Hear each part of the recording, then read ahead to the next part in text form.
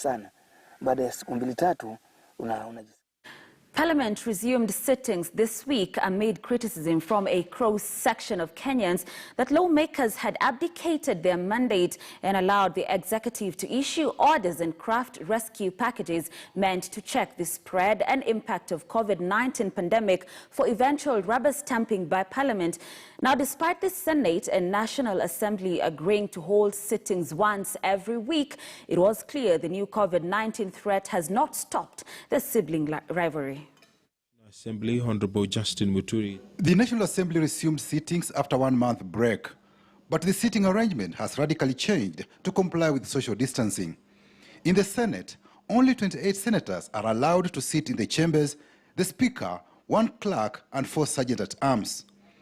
The social distance is 1.5 meters apart.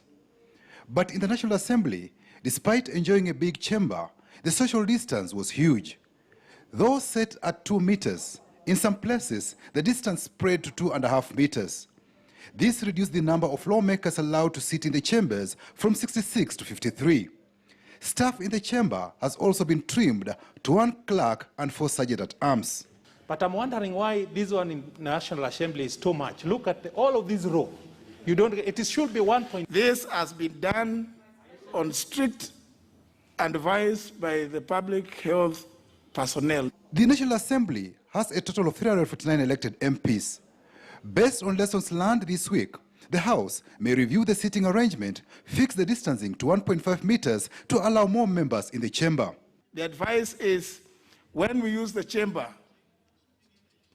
1 day, you must allow another 4 days for it to be infected. Parliament also changed its calendar for regular sessions due to COVID-19 pandemic.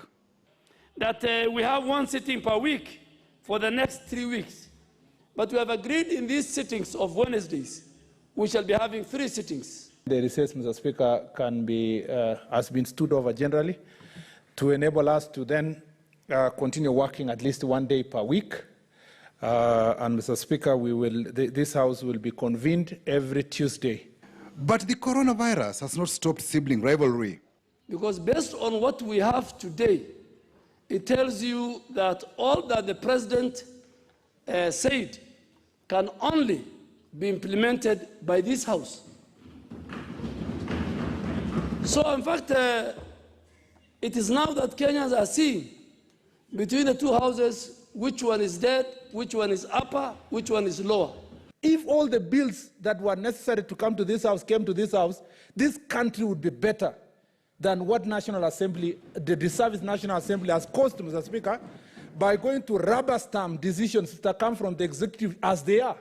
Literally, the 2 houses are avoiding the handshake and flexing muscles when they sneeze or cough in their turf.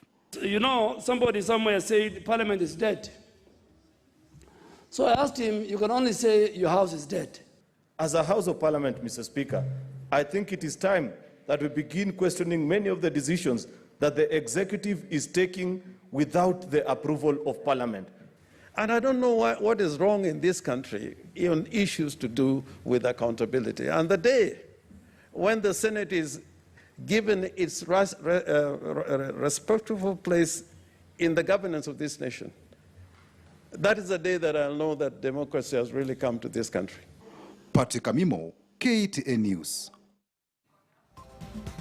Okay, so that's all we had for you on Weekend at 1 this afternoon. Thank you so much for tuning in. My name is Grace Kuria. Now remember to observe the set safety precautionary measures. Wash your hands with running water and soap for about 20 seconds. Remember, you can sing happy birthday twice, okay? Sanitize, observe social distancing, do not touch your face, and remember, we shall overcome. Thank you for tuning in. My name is Grace Kuria. Do enjoy the rest of your viewing.